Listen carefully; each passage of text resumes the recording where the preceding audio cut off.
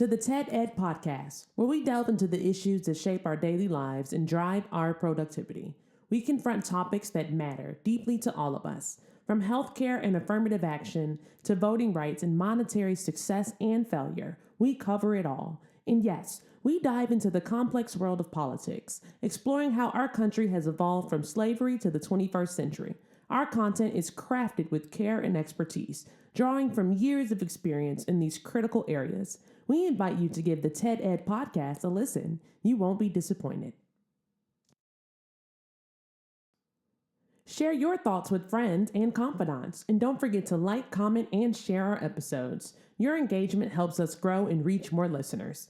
Are you passionate about these topics? Do you have unique insights to share? You could be one of our guest speakers. Drop us a line, send an email, or leave a comment. All requests will be considered. Join us on this journey of exploration and understanding. This is the TED Ed Podcast. Thank you and enjoy the show. Well, Happy New Year, folks. We are back here again. A lot of stuff going on. Oh, man, a lot of stuff going on. Good God. Woo! I'm looking forward, man, to a tremendous 4 years. Tremendous, huh? Tremendous. You call it we can't tremendous. we can't wait. We can't wait, man. I can't wait. It's gonna be it's gonna be a show. And all I'm gonna do, I'm gonna sit back and watch this show. Can't believe what's going on, man. Can't believe it. Them folks ain't never been able to govern in a long time, so I don't expect a whole lot, but there will be a lot of fighting and backstabbing and all kind of stuff going on here. Get ready. There's going to be a lot of robbing. That's what's going to be taking place. Well, I don't know if the old boy gonna be able to rob as much as he won't, but I believe that Elon and Vaccinini or whatever his name is, they're gonna put some money in some folks' pockets now. How much they're gonna put in their pockets and stuff is gonna be a mystery. Big mystery.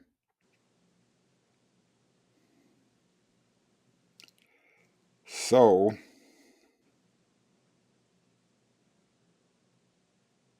no. I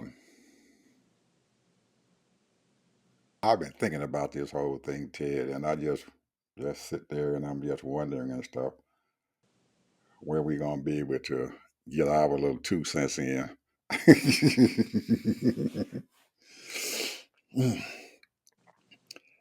Cause he's gonna take up a whole lot of time.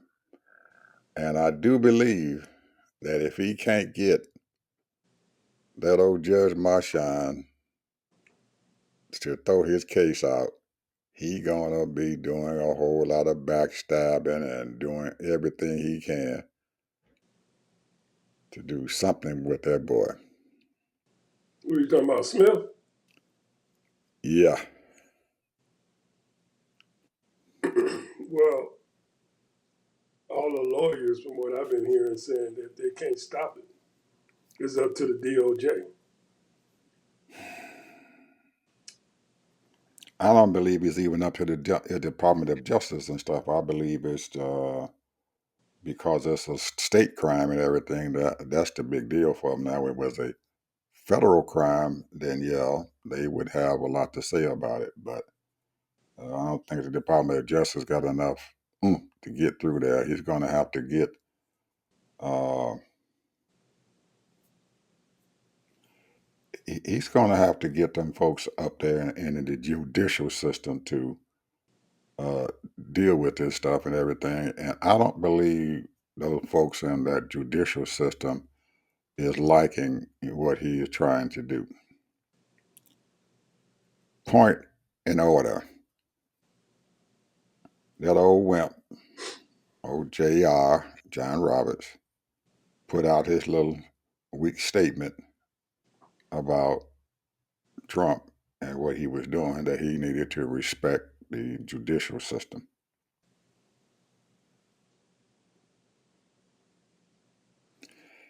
He doesn't have a lot of power, but he has a lot of influence and stuff that he can use within the judicial system. And if he keeps messing with that old boy over there and he tries to push that stuff into the Supreme Court, they can deny even looking at the case, which they've already done one time already. And if they don't do anything with it, then he doesn't have a whole lot to say about it. Those folks in the black robes, they do stick together. They do stick together. And it's going Ted, I'm telling you, man, I can see the chaos and the mess, man, that's getting ready to go. But he gonna spend a lot of his time, man, trying to beat these cases and stuff and run them out. And especially one down here in Georgia, he's gonna try to get that baby out. He's gonna try to get all of them cleaned up and get his name cleared out. But his arrogance is going to cause him some trouble because Judge Marchand's ruling that he's going to make on the 10th is going to allow him to get rid of that daggone case if he keeps his nose clean. And that's a whole big deal there. But he's so stupid and not listening to anybody and everything. All he got to do is shut the hell up, do what need to be done, and that thing going to go away. But because he doesn't like what they did and his arrogance and his ego, it's not going to let him let that thing go away.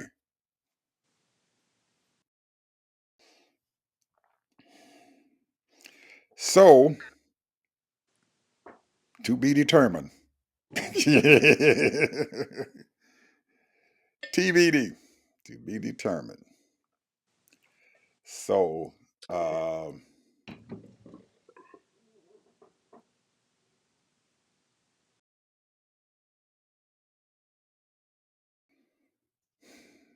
Well, let me just say this.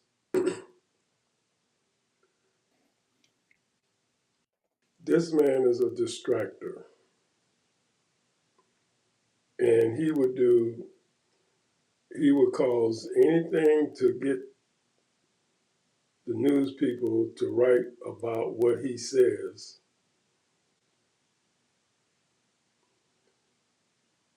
You know, like Greenland, Panama Canal, the oil, the Middle East.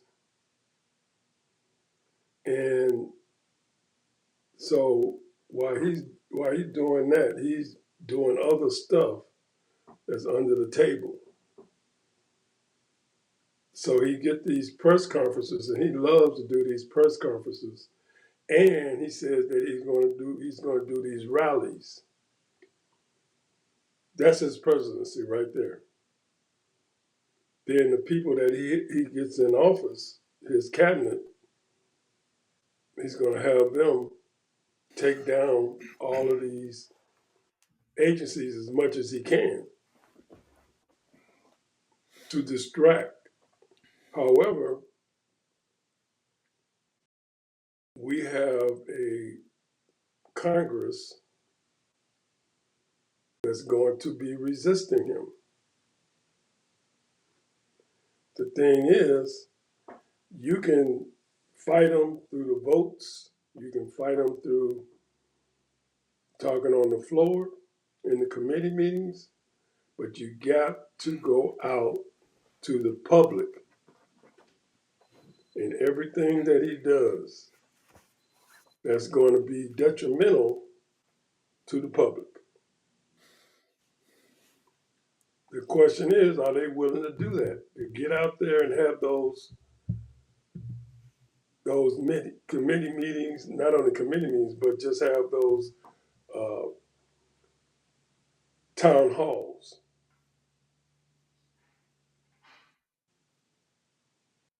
Can they get enough people to be interested in listening to your congressperson, your state houses?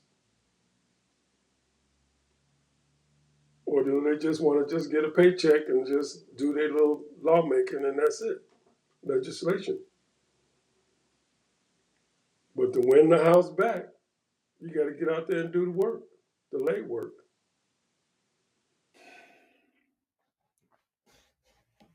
Because he's going to be in the news all the time, and they need to try to see if they can get press conferences. Every time he's on the news, they should be on the news.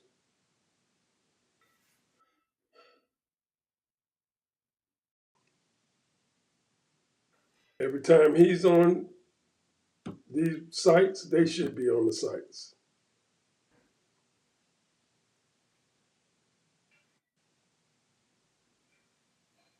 You can't depend on these doggone news people because they're not going to do nothing.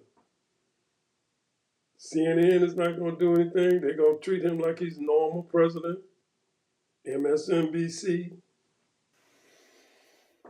and so on and so forth. This is not normal. So it's up to them. They're making the big bucks, getting all the bennies. It's a dangerous job now. This ain't no plaything because these people they ain't playing.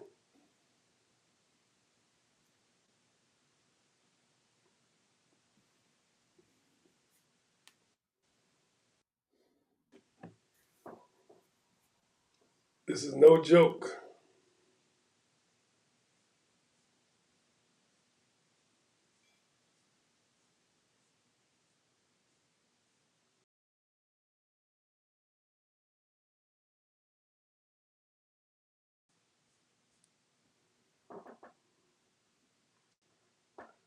Not a joke. Because these are people's lives. I heard Jeffries say that keep your hands off of Social Security, Medicare, Medicaid, and veterans. We'll see. But it's more than that. You got to keep your hands off the EPA. You got to keep your hands off of CDC. You got to keep your hands off of education. You got to keep your hands off of all of these HHS, agriculture. They talking about cutting SNAP 50%. And it's a whole lot of people depending on SNAP.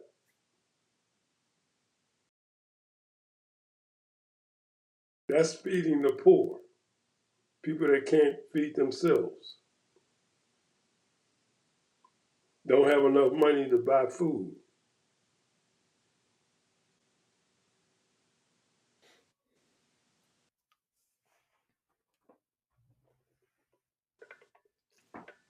And so what does that mean? That means that when people can't buy food, what do? They go steal because they gonna eat. And what happens when you steal? That means you get in trouble.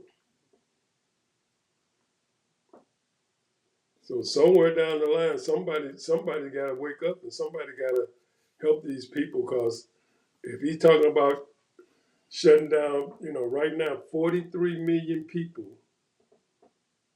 get some kind of SNAP on a SNAP program. That's a lot of people. Depending on $100 a month, $200 a month, feed their kids. They work every day, making minimum wage.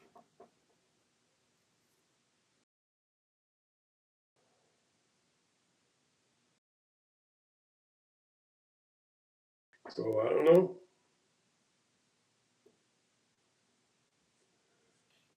So we'll see what they're gonna do. And the first thing he want to do is he want to get that budget done so he can run that. So in March, that's gonna be another fight.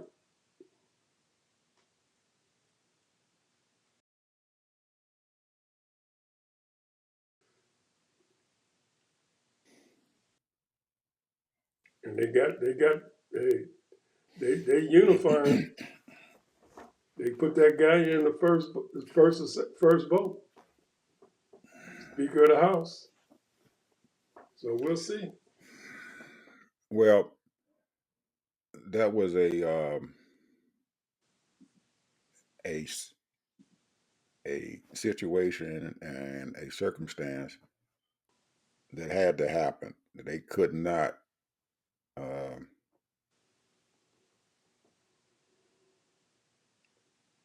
they cannot create a household and stuff with what went on there because it had something to do with Trump's inauguration. So they couldn't. It couldn't seem those folks and stuff that he finally got to vote for him and everything. He put that pressure on them and stuff about how that stuff is going to look. That they can't even out of the blocks. They can't even um, elect a speaker.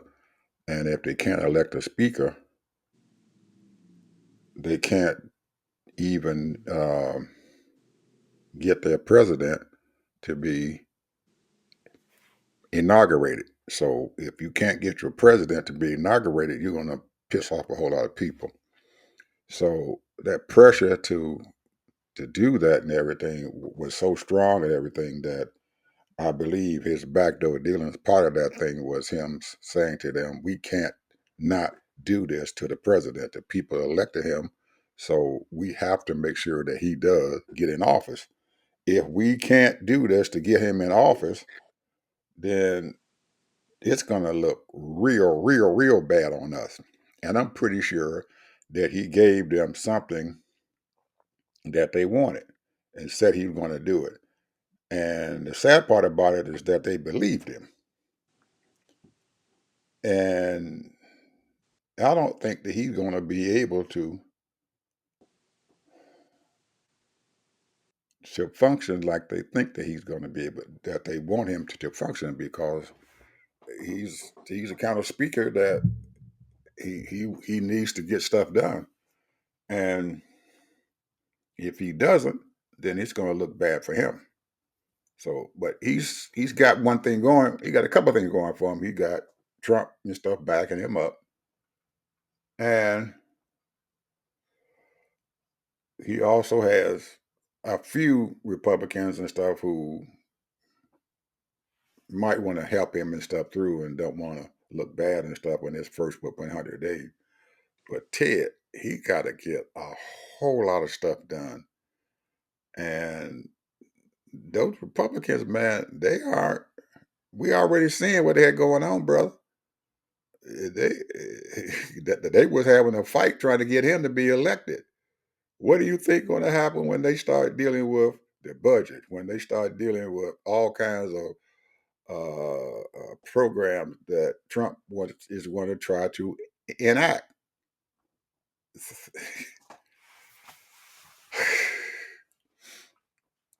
It's going to be a mess. This is going to be a mess. And I can see it coming, man. I'm looking down that pipe at that stuff and everything. And I'm sitting there trying to figure that we're going to sit there and watch these foods. And what we can't do and stuff is get caught up in their daggone mess. And I don't think the Democrats can get caught up in that mess and stuff that they're getting ready to have there on Capitol Hill. Because you know, Ted, all them summer guns are greedy. Elon Musk is greedy. That Vaxawami, he greedy. Trump is greedy. And then you got all the other some guns out there want to try to get their agenda and stuff done. And their agenda and stuff is not the same. They are not walking on the same path. And when you got people out there who are walking on the different paths, it's going to be hard as hell to get them to do anything. And when you got that small, tight majority and stuff that they got right now, you're not going to get a lot done.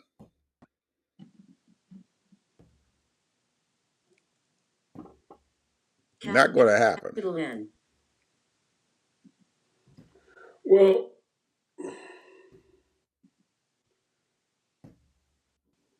that's true. All of that. We saw that man, for two ever since, well, both of them, the guy from California was the speaker, and now Johnson the speaker. And we saw that they didn't get nothing done, man. This is the only Congress last time was the only Congress that didn't pass nothing. Nothing. Now the Senate is a different story.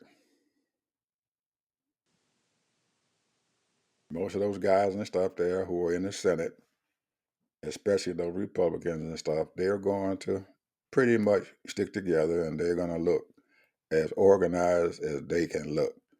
But there are some things and stuff that they're not going to be able to stomach, and there's some things that they're going to just let go. And we just have to see what the heck it is. And what I'm talking about is his cabinet appointments, people who we picking to be in those cabinets.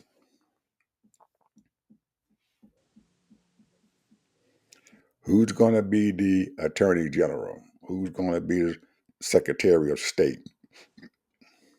Well, the Secretary of State is done deal. You think they're going to get him in there right away? Oh yeah.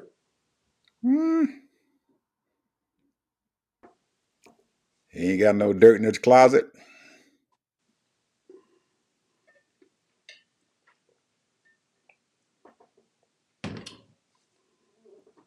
Well, he's been on the Foreign Affairs Committee. But that don't mean anything. He doesn't. If has anybody seen any dirt in his closet, that that's going to come out with some dirt that come in the closet. Yeah, it looked like he's going to go through, sail right through. He's got folks and stuff on both sides of the aisle and stuff that Yeah, you he's never know what he's been doing under the table. right. Who That's what show? I'm saying. If they once you start doing that, they start pulling the covers off of you. Oh, wait a minute, what he got there? So all of them have those things. Well, what kind of dirt you got on the cover? And the more dirt you got, the longer it's going to take to get you confirmed through the Senate. But they may overlook that dirt and get him through right quick. But you got the rest of them that you got to deal with. And all those confirmations take time. They all take time. And it's going to take them at least more than 2 or 3 weeks and stuff and everything to get each one of them and stuff done. Because as one come in, the other one going to be coming in and trying to get them confirmed.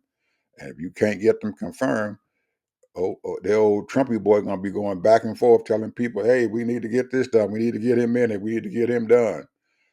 But knowing him, he might just tell them, well, I'll put him in office anyway. We don't care. And if he does that, he's going to piss them folks off in that Senate. They ain't going to like that. And if he pisses them off in the Senate, they're going to drag their feet with the rest of them. You think that's what they'll do? That's what's going to happen, man. You can't. He has a fine line that he has to walk with these people. And then he got his MAGA folks. And they ain't liking Elon Musk.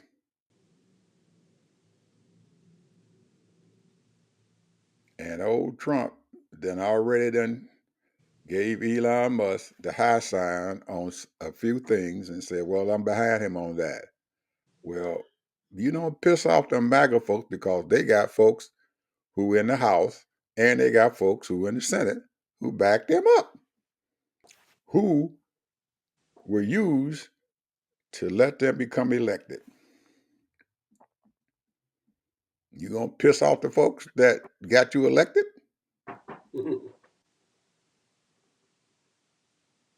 It's already happening. Well, I don't see him getting all that stuff done and everything. I see there's a lot of chaos and a lot of confusion and stuff out there. And as Democrats and as liberals or where we want to call ourselves or want to sit down there, we don't need to get caught up in that chaos up there that's going to happen in that place there. You don't want to get caught up in that. You don't want to be sitting out there doing that. So only thing I can tell them and stuff is that they need to go out and do what the heck they're doing right now, quietly building up them a organization and stuff for the 2025 or 26 election. Get your people in office in the state and work on somebody who's going to be running against these daggone Republicans and stuff who you need to get, because some of them and stuff tell you look at it, a whole bunch of them, but it barely won their daggone election. Barely won. You got somebody who barely got through and everything. Them the folks that you're going to go after so you can get into the majority. And if they barely won, they're going to be trying to be reelected again.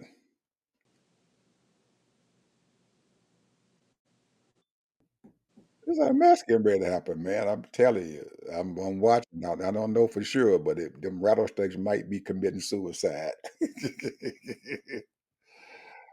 Okay, man. We can talk about something else here. We done gave them a Well, I want to talk about this. go ahead. I'm listening. You know, I've spoken on this a number of times, but this is one of my pet peeves because, according to the National Center for Charities statistics, which they call NCCS, there are over 1 million nonprofit organizations registered in the United States. And it's a wide range of organizations of 501c3s. Charitable organizations include food banks, hospitals, educational institutions. They are exempt from federal income tax. 501c4 organizations, social welfare organizations, including advocacy for groups and community organizations that are exempt from federal income tax.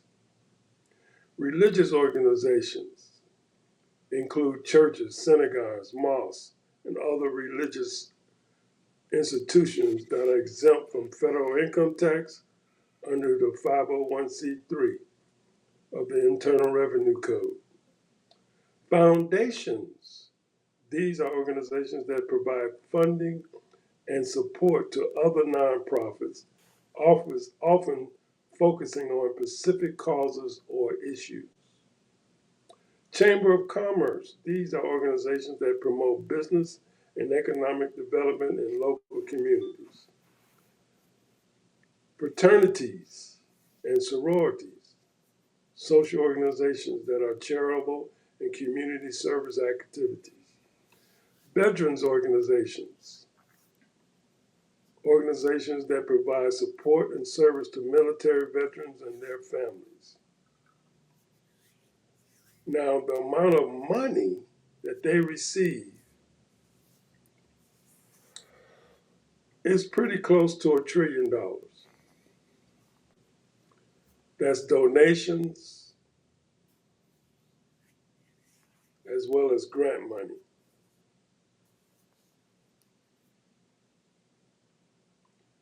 So, but the employed people that work for these organizations, 12.8 million people employed by nonprofit organizations. And they pay taxes.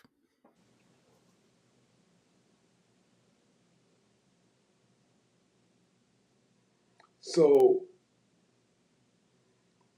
they claim that the average grant that's given to these people are $25,000.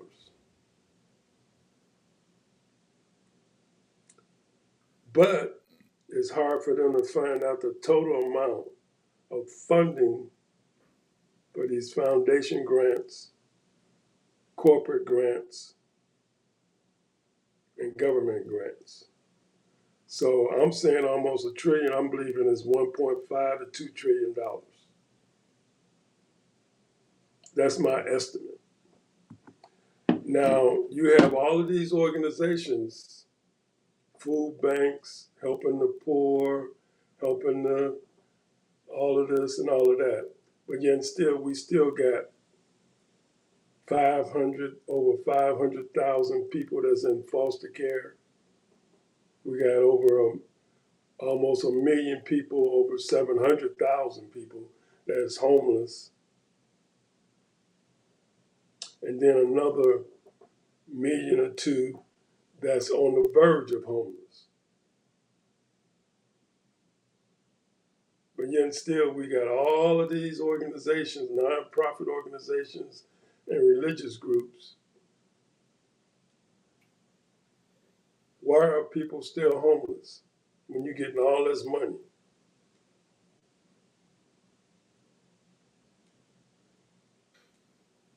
Billions of dollars.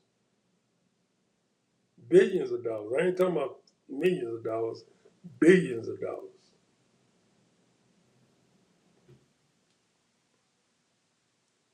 This right here is a travesty, as far as I'm concerned.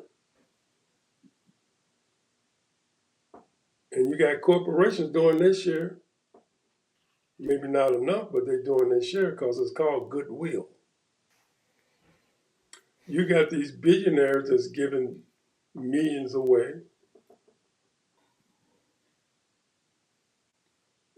Some of them only 1% of their income or 2%, but they're still giving money, millions away.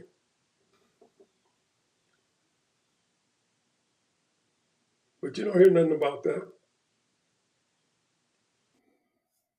You don't hear, it doesn't make any sense to have people running around poor and hungry and adequate housing for people, affordable housing. So what I'm going to do is I'm gonna highlight one a week nonprofit organization and go through their budget, see if I can find their budget. Supposed to be public records, and see exactly what they're doing. Because it's not all on the government. Because the government, they hey, they put that money out there. They give all this money to all of these nonprofit organizations.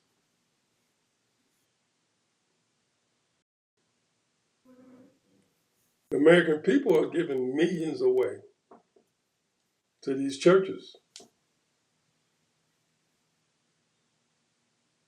and or nonprofit organizations.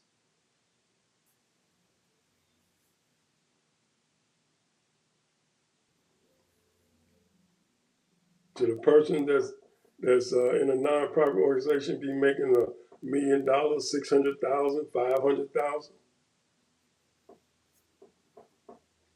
and their underlings making 100,000 and 75,000. I don't know. I mean, don't nobody want to work for peanuts, and you working and you trying to do an organization, but how many people are you helping?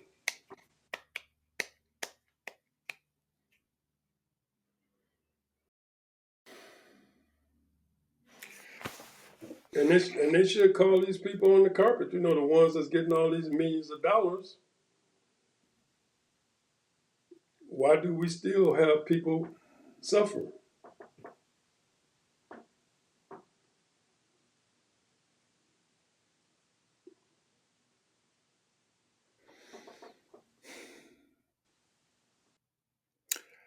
Well,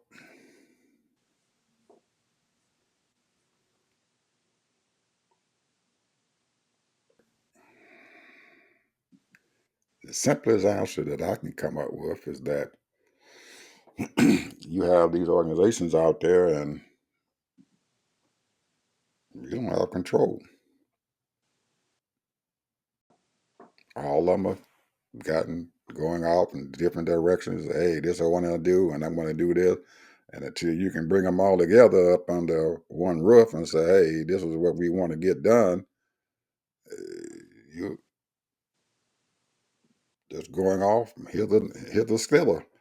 And if everybody's sitting out there, they're bringing in money, I want to do this, I want to do that, but there's no coordinated effort and stuff and everything between the the charitable organizations out there to come to a consensus as to what they need to do and stuff to help the people out there. You've got folks out there just all that money and stuff into the air and hoping that it cures a problem and everything, and the problem is still there because you don't have.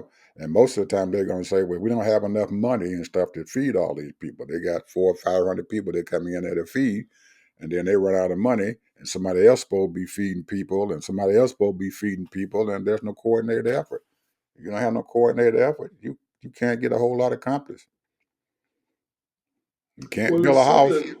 it's Can't. something mighty wrong here, though, when you think about it. When you got 43 million people on SNAP and you still have people hungry,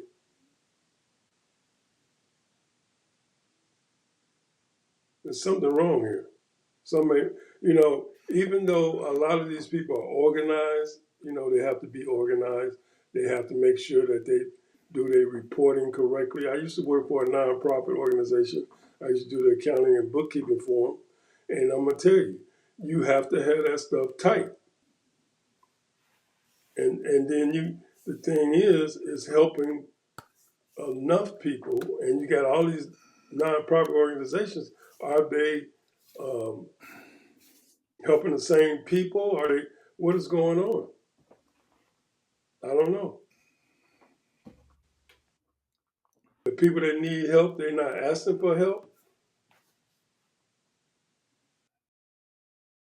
They're not recruiting people to try to see what people's needs are.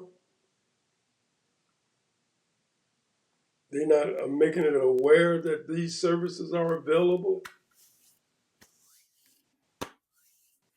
Here in Hillsborough County, I don't know if they do it twice a year, once a year, but I know they have all these organizations.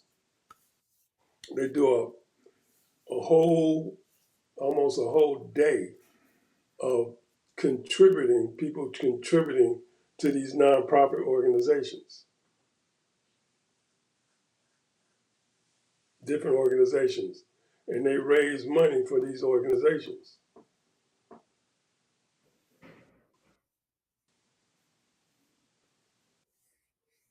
Now, as far as I can see, I don't know for sure because I'm not in the city and all that.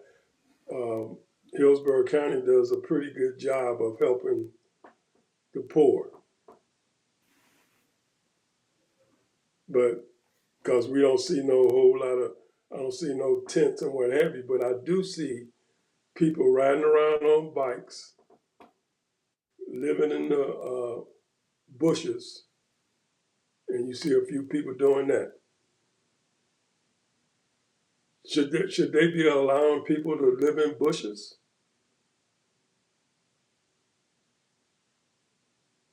You see people pushing carts. It's not as prevalent in LA like it is in LA or probably in other places, but it's still here. What should be the mandate? Should you have some kind of pickup system to pick these people up and find out exactly what's going on?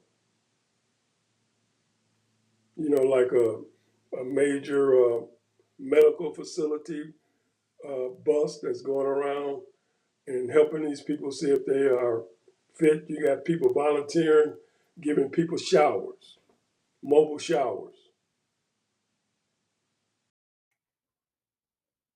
And that's a good idea, because people don't have a place to stay, so they say, okay, well, once a week I'm gonna come to this area and now you can take a nice clean shower and get some clean clothes. You got Meals on Wheels. They take donations and they get grant money, and they feed seniors, and they bring a meal and drop off to these seniors.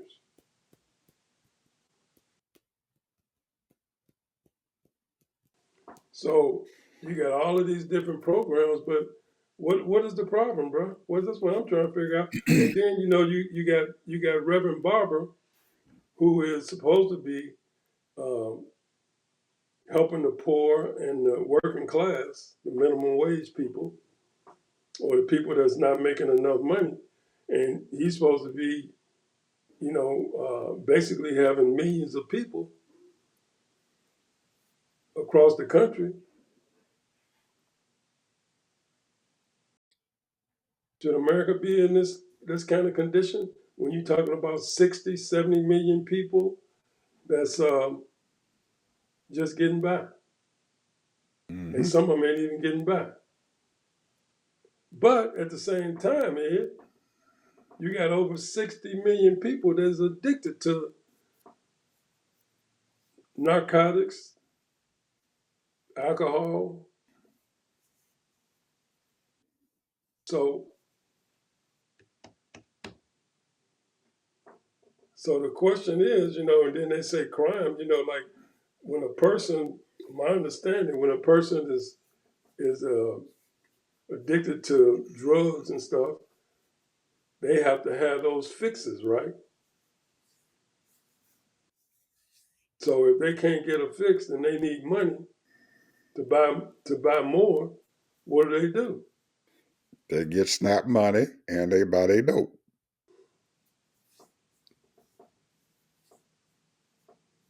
So and and and the children are starving because yeah, they're buying other stuff with the SNAP money.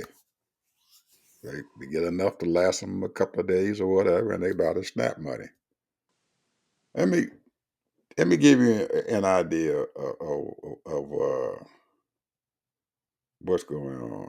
Some kind of idea, some semblance of an idea. Right after New Year's, I'm sitting in this huge, huge, huge hotel casino in Vegas, and they have a food court, huge food court in there, huge food court.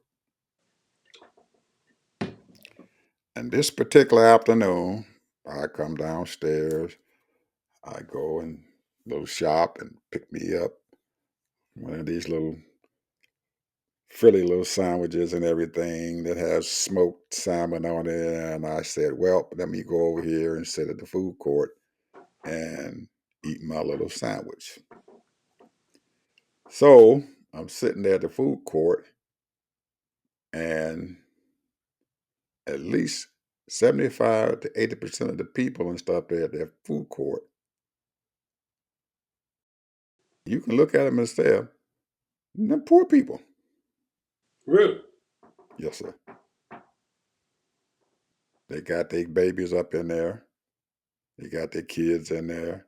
They got all their little children there. You can tell they're poor because you can look at their clothes and tell they're poor folks. So it's right after the first of the year, and you know what happens? All the money, federal dollars, come in and start giving the poor folks money.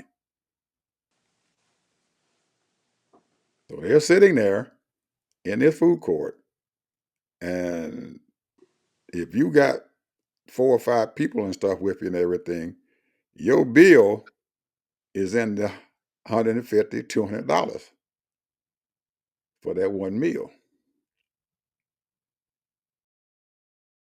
Because a sandwich is going to cost you at least $19, $20. You got your children there, you got mom and pop there, got the babies there. They hollering and screaming.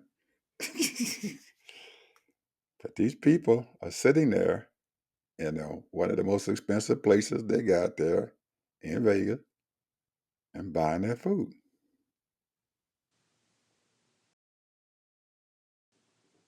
They're spending that kind of money. Yes, sir.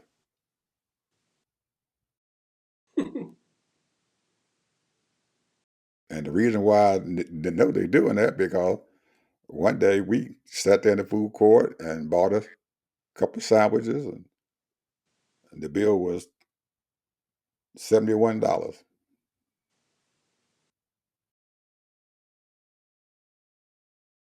I remember in Vegas, man, you used to get a whole meal for $3, $4. They're in the food court, Ted, and they got all their little specialty shops in there, and they cater to the folks who got money. But these people who are up in there aren't the folks who got the money. They're the people who are poor around the first of the month. They come there and they eat at that place.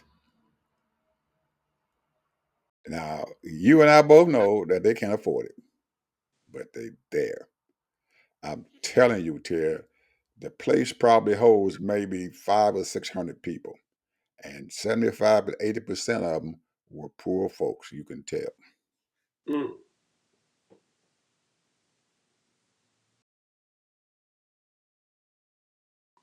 Why do they do it? Are they visiting from out of town, or they They local locals? people. And most of them folks, you can tell they're local folks. They people ain't came too far away. They ain't came from Los Angeles or Phoenix or what other places that are surrounding Las Vegas area. They're right there. Some of them may have been homeless. And they just took their little money and everything and came there to eat at the nice place because they wanted to feel good about themselves. Mm. And I know probably in the next couple of weeks they're going to be poor. They're going to be sitting out there on the street begging for food. But they didn't save their money. They let them stack money wherever they got. They went there and they bought that food because it made them feel good. Mm.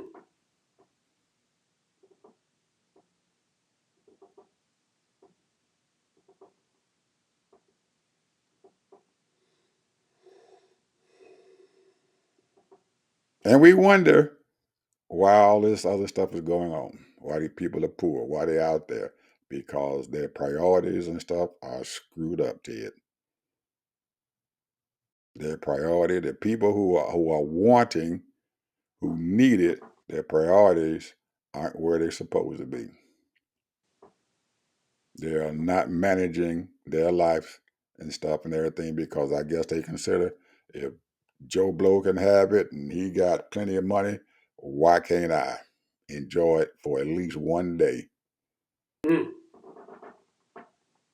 Well, I'm sitting there watching this. I sat there, Ted, for an hour and a half. I didn't even eat my sandwich. I'm just sitting there shaking my head, just watching these people go by, buying that expensive food. buying that expensive food in these specialty shops, specialty food places. And they got about 9 or 10 of them all sitting there, all these little specialty shops and stuff. Some of these big the time chefs. Forget the name of them, but Hell's Kitchen, who, and all in the Bobby Flay's restaurant and all that other stuff. They're in there buying their sandwiches. Mm. That is a crime, and they got kids with them. They got kids with them. And mama's sitting up there holding the kids up. Kids' ties all get out. They crying. Ah, ooh, they got to keep them quiet. They open the bottle up, pour a pop in it, put the bottle back out and give it to the babies. Mm. They're fountain pop. And the fountain pop is free now. If you get a cup, you go to the fountain, you get as much as you want there at that fountain. And I'm telling you, that fountain was packed. People lined up waiting to get them pops, Get the free soda. get them cups so they can have something so they can get them babies Put them in their bottles so they can keep them quiet. Put a little caffeine in them. Shut them up. I'm sitting there watching it, Ted. It was amazing. I couldn't believe it. I just couldn't. I just couldn't. And this was an exclusive hotel area. Caesar's Palace.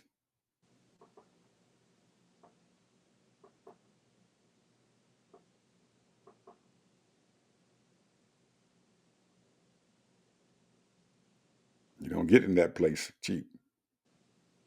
People come in there buying their food, brother.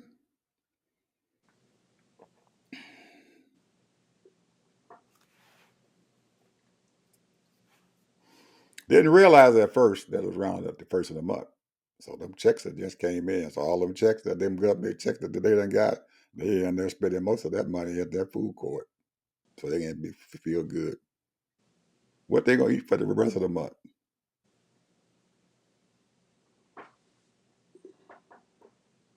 So what you saying, Ed? I'm saying that our priorities, that the people that we trying to worry about and that we're caring about, that we are trying to feed and we are trying to clothe and we are trying to put a roof over their head, priorities are screwed up. And how do we solve that? I don't know. How do we solve that? I don't know.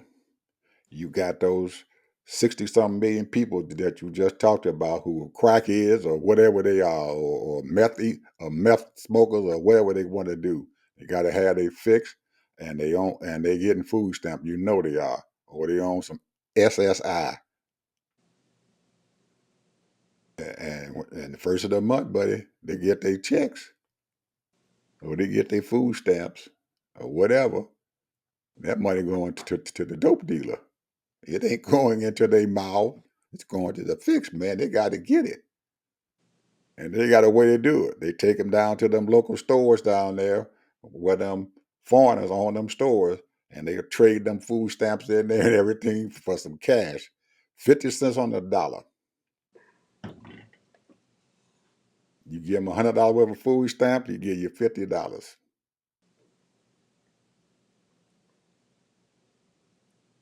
You got to buy cigarettes. 50 cents on the dollar, buddy. Give me $100 worth of food stamp, $50. I'm gonna give you $50. You can buy a pack of cigarettes. What? $20 for a pack of cigarettes.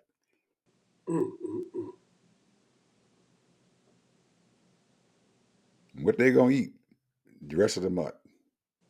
They're gonna be begging on the streets, sitting out there homeless.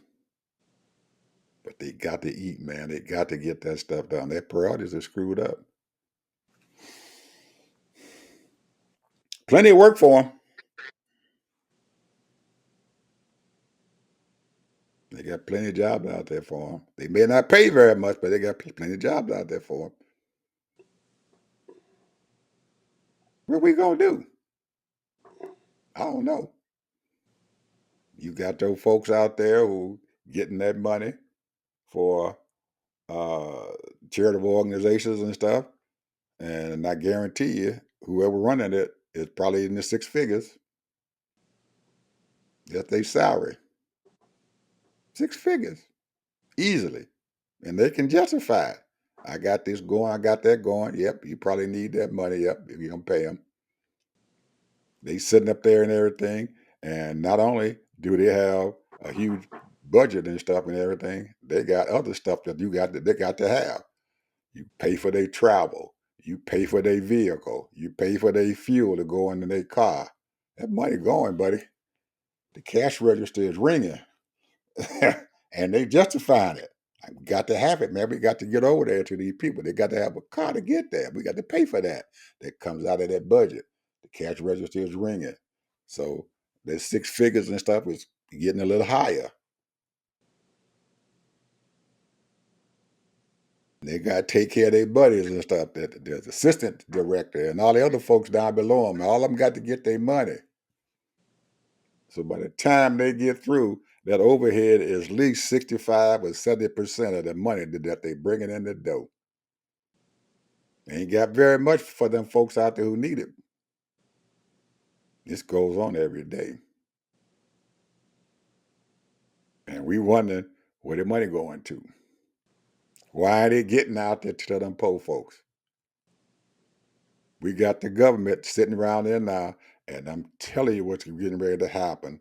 Them folks are gonna be out there, and all them big folks and stuff who building all these daggone apartment buildings and all the other stuff and everything. The government gonna give them some money to help them to build those apartment buildings so they can put these folks and stuff in there because they're gonna need some place because there is more and more and more people crossing them borders coming in to this country and they gotta house them.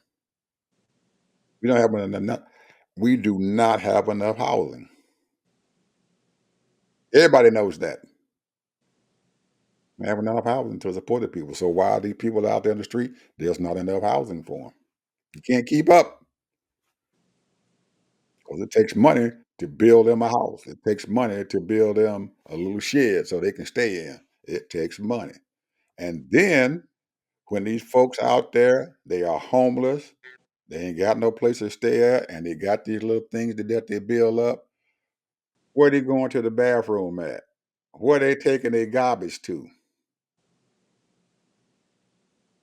It's piling up someplace right around them, and there's nobody in the city coming over there to get it. So what is it breeding? Germs, viruses, all kinds of stuff that's sitting there building up, and they don't care. That thing is running over. You can go drive by there and see them. And they put a dumpster out there, it's running over. So what's going to happen? These people are going to get sick and they're going to go in there to this hospital system and stuff and everything, and they're going to have to be taken care of.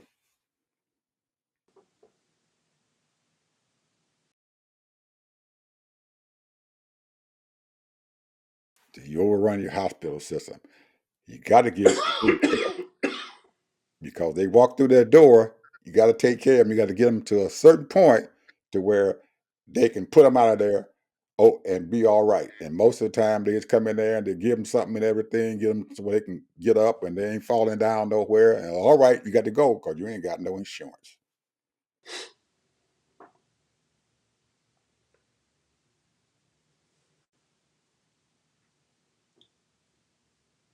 We got a problem in this country, Ted. We got a problem. And there's nobody who willing to do anything about it, Ted. They don't want to do anything about it. Nobody. They all out there to see who's gonna get the most money.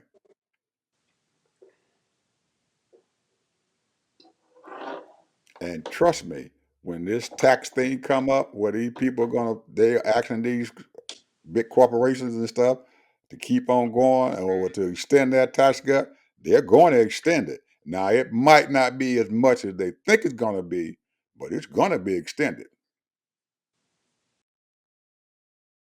They may have to raise it up a little bit, but they're going to extend it. They're going to have a tax cut.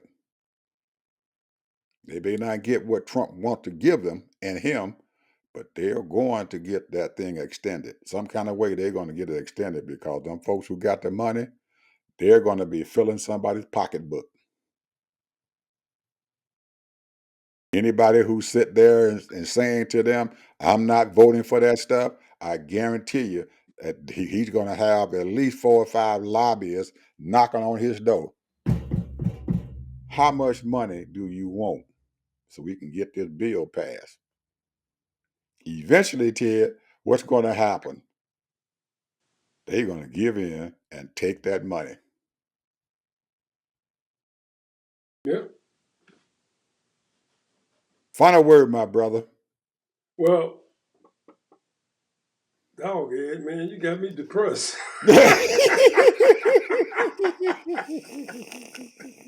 Hey, man, it's a I'm laughing, reality. but I'm It's a laughing, but it's a I'm thinking, reality. It's a reality, man. I couldn't well, well, what I you saw broke it what down. I saw, Ted, I couldn't believe it. But it's going on all the time. And I'm pretty sure if I went into any one other casino, the same thing is going on. Hmm. People are out there and Ted, There is enough money out there to feed these folks, but their priorities are screwed up. The people who are So receiving are you saying that our leadership is screwed up? it from the top down, even to the people who are getting it, the people that they're distributing it to. Because once they finish spending all their food, they snap money, and it's gone for at least 2 weeks out of the month until they can get another snap check. They in them food pantries trying to get some food.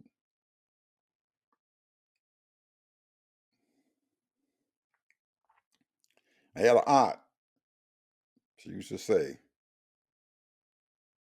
they buy what they need, they buy what they want, and beg for what they need. Buy what they want, beg for what they need. They want to buy that candy, but when it comes to paying the bill and the gas bill is due, they need to have that gas bill. They need to pay that rent. They're going to beg for that.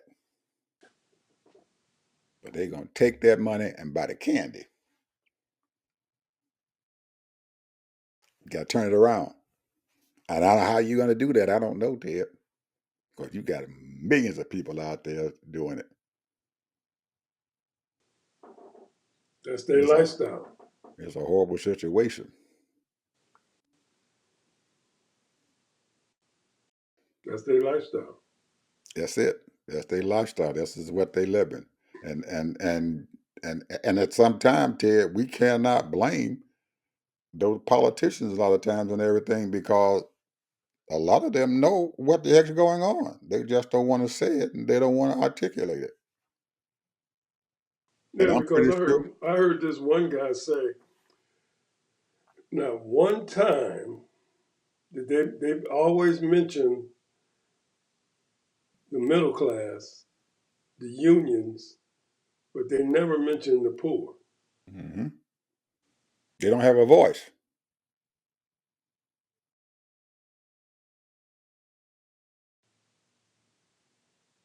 Well, is Reverend Barber that person?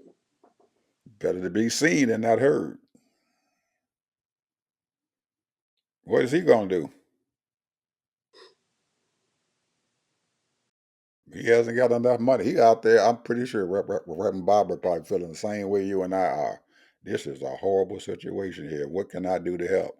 And he don't have. He probably doesn't have an answer either. He's probably been out there and he's probably seen it himself.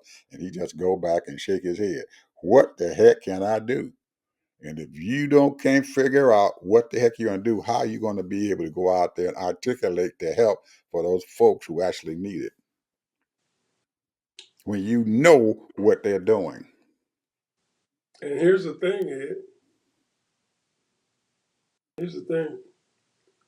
And I don't know if this is true or not, but they say over 90 million people didn't even vote.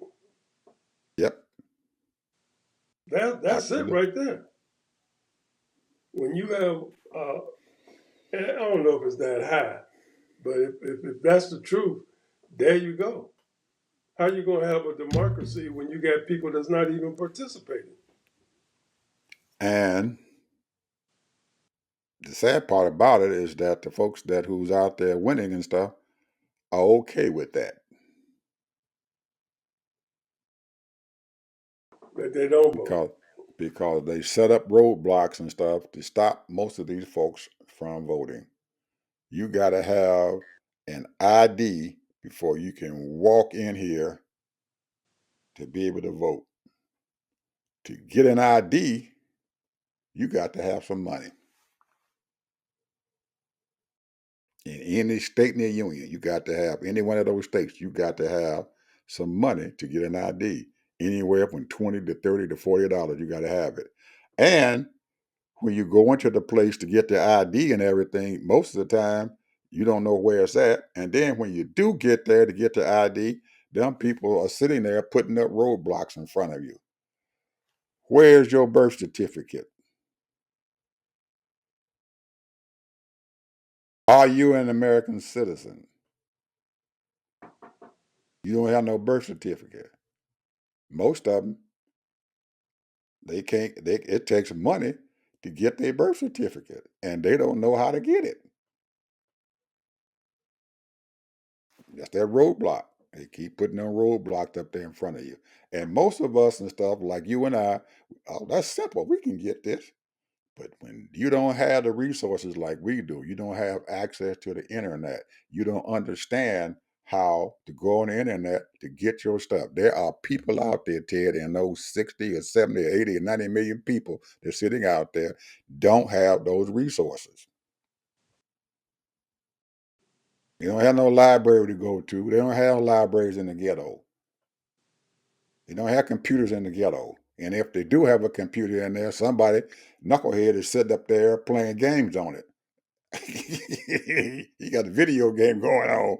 And now it ain't ready now. I can't get it. I got my video game going on. That's all thing they're thinking about. Not voting. So they are creating the roadblocks, and then we're putting up our own roadblocks. And we got to overcome that. It is a difficult process, Ted.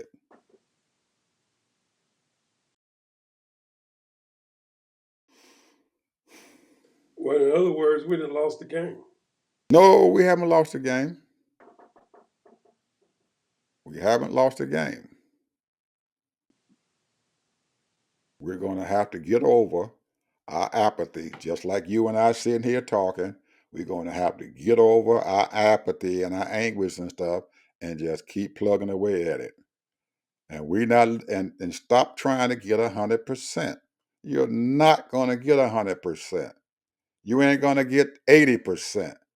So you're going to have to accept a realistic goal that you can do and quit trying to get more than what you know that you can get. If your goal is 100%, you're fooling yourself. If your goal is 80%, you're fooling yourself. Well, here's the thing, and this is the last time. This is the last thing because we're going over. Here's the thing: you got all of these churches. Absolutely. Now you're hitting it. Go ahead. I don't know what to say because I do. I know what to say. you got all of these churches Yes, sir. that's running around. I don't get it, bro. That's because I don't get it. most of them who sit up in them daggone churches, all they caring about is to get enough money so they can keep their church going. They want to keep their church pretty. You want to, get the paint, get the walls painted. They ain't worried about the folks and stuff who occupying those benches. Those people who are sitting down there on those benches and stuff, Ted, and listening to that pastor and stuff, they need to hear something other than the word. And one of those things and stuff is to help those folks and stuff who are sitting down there. That's the place to put the 501c3 money. If you got anything, those people who sitting on them benches, them old folks sitting on benches, because the young people ain't coming, because you don't have nothing for them. You got to bring something into your church. You cannot survive, Mr. Pastor, on just them old folks bringing in their pennies, nickels, and dimes. You got to go out in them streets and get some young folks there. You got to have something that's going to replenish your congregation. You don't have no young people in there, and you got old people, you're going to be doomed to die. And that's what's happening now. That these churches are fault. They faltering because they're doomed to die because the only thing they're concerned about is getting them pennies, nickels, and dimes from them old folks who are sitting down there saying, Lord, I want my pie now, and they can't get it. Or they begging and on their knees and stuff because their children and stuff is sitting out there and everything and being slaughtered.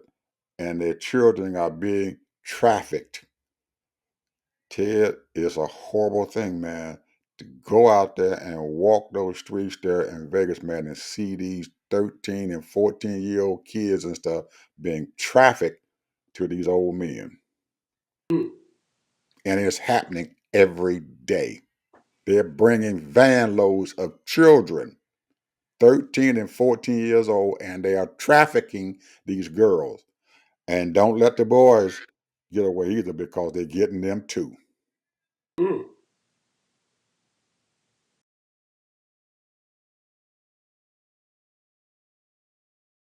And nobody's saying anything about it. They're walking right past the police.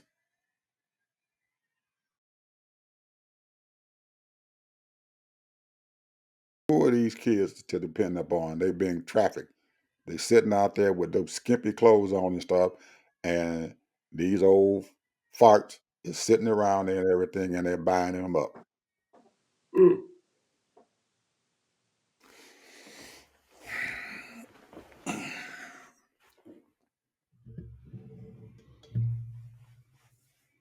Don't let me get on that bully pulpit, buddy, start preaching. But you got the right thing, Ted. The end to that thing is getting into those daggone churches and stuff and everything, and getting them pastors to do something for their congregation. Do something for them. That's the best place that we can find to get it done because there are more and more. There are more people up in them churches on that Sunday. So what's wrong with having in Wednesday prayer meeting and stuff sit down there and talking to the old folks and stuff about what the heck going on? What do you need? And I'm sitting here, Ted, with the ideas and stuff floating around in my head. I'm sitting there. What do you need? You need somebody to come over there and help the old folks. What's wrong with getting some of them young folks and stuff off the street and say, come on over here and sit down here. We got something for you. We're going to pay you to go over there and mow grandma's grass. We're going to pay you to go over there to grandma's house with a plumber or an electrician, and you follow them around and stuff and everything and help fix their place up so they can have a place to stay. But you got them greedy son of guns who are sitting out there want to put these folks in a nursing home when they should be able to stay at home. Let me get off my bully pulpit, Ted.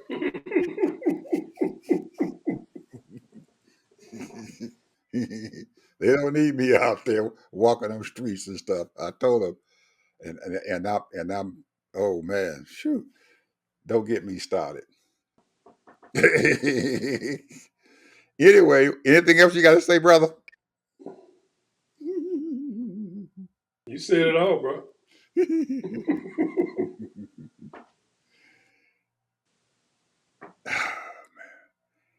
We I'm can just be, looking at the bigger picture. yeah, I'm seeing $1 trillion, yes sir, a Eh, million people, yes 10 sir, million people. yes sir. And they taking that money and they freaking it off, doing whatever they want to do with it.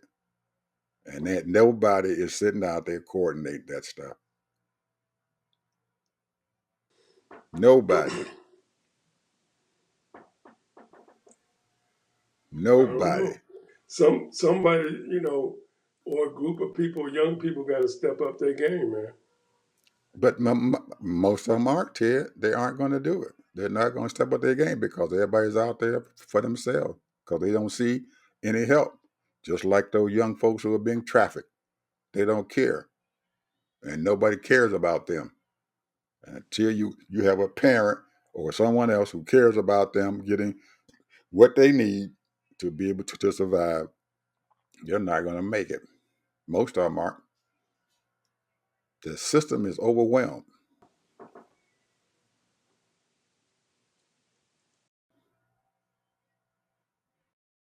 But you can't get these pastors because to help because that's man, you got the perfect place. You know, I'm telling the pastors, you start trafficking those children, bring them into your place, and treat them right. Give them food, give them some guidance and stuff, and they can go out there and help grandma or to help their parent or to do what need to be done out there and get them in school. We used to do it, remember? Sometimes those churches and Ted, we go to the church, man, and they go out there and they be in there, and they have all kind of stuff going on in there. They have classes going on in there, teaching kids and stuff. What the heck going on? It used to happen. You can go to church, get tutored. Can't happen no more. Everybody sitting out there because they want a jet. Give me my $30 million jet. Okay, man. All right, Ed. Go on, Creflo.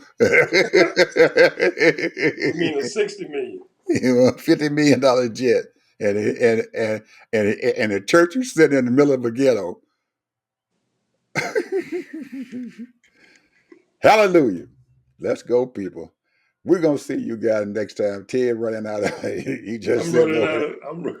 He running out of strength and power. And we done drained him now. We'll see you guys tomorrow. Bye bye.